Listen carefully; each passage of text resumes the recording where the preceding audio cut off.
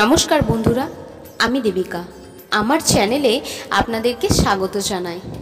আগামী রাধাষ্টমী সম্পর্কে আমি আপনাদেরকে বলবো।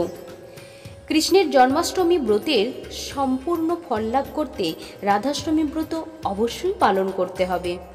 রাধাষ্টমী ব্রত পালন করলে সব রকমের সুখ, সমৃদ্ধি, ঐশ্বর্য, বৈভব লাভ করা যায়। কারণ রাধাই হল ভগবান শ্রীকৃষ্ণের সমস্ত শক্তির আধার। দাপর যুগ থেকে শুরু করে কলিযুগ পর্যন্ত সবসময় রাধার নাম শ্রীকৃষ্ণের আগে নেওয়া হয়। এ থেকেই বোঝা যায় রাধারানীর গুরুত্ব ঠিক কতখানি। এবার আমি আপনাদেরকে বলবো রাধাষ্টমী ব্রতর সময় পঞ্জিকা। রাধাষ্টমী ব্রত 2024 সালে 11ই সেপ্টেম্বর, বাংলায় 25শে ভাদ্র 1431 বুধবার পালন হবে।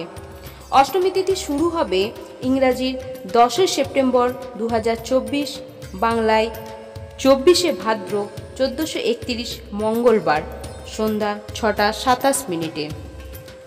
অষ্টমী তিথি সমাপ্ত হবে 11ই সেপ্টেম্বর 2024, বাংলায় 25শে ভাদ্র 1431 বুধবার সন্ধ্যা 6টা 28 মিনিটে। রাধারানীর পূজার বিশেষ সময় দুপুর 12টার পর, কারণ দুপুর 12টার পর শ্রী রাধিকা জন্মগ্রহণ করেছিলেন। এবার জেনে নিন কিভাবে বাড়িতে খুব সহজভাবে পূজা করবেন রাধারানীকে। সকালে ঘুম থেকে উঠে স্নান করে রাধাষ্টমী ব্রত পালন করার সংকল্প গ্রহণ করুন। পূজার জন্য লাগবে রাধাকৃষ্ণের যুগল মূর্তি, আর লাগবে সুগন্ধি ফুল, ফল, মিষ্টি, ধূপ, দীপ, আর স্নানের জন্য পঞ্চামৃত, আতপ চাল, ভোগের জন্য 8 রকমের ফল। অবশ্যই সে ফলেতে আতা থাকতে হবে। তুলসী পাতা না হলে এই পূজা অসম্ভব। সুগন্ধি ফুলের মালা, আরতির সরঞ্জাম, এ সমস্ত কিছু লাগবে।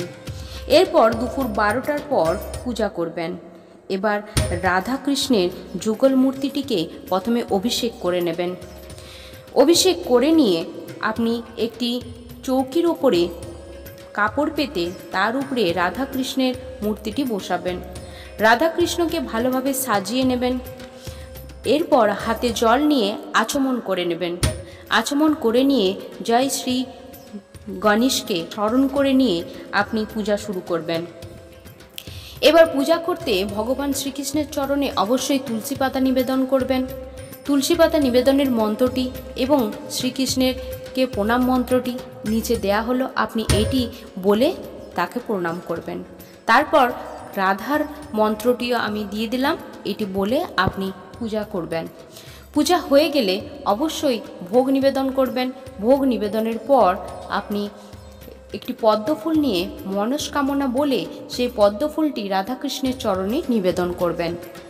নিবেদনের পর আরতির জন্য যে ধূপ দীপ রেখেছিলেন সে আরতিটি করে শঙ্খ বাজিয়ে পূজার সমাপ্ত করবেন। ভিডিওটি ভালো লেগে থাকলে লাইক, শেয়ার, সাবস্ক্রাইব করতে ভুলবেন না। অবশ্যই সাবস্ক্রাইব করবেন, পাশে থাকবেন। নতুন নতুন আরও ভিডিও পেতে অবশ্যই সাবস্ক্রাইব করুন, পাশে থাকুন। নমস্কার বন্ধুরা।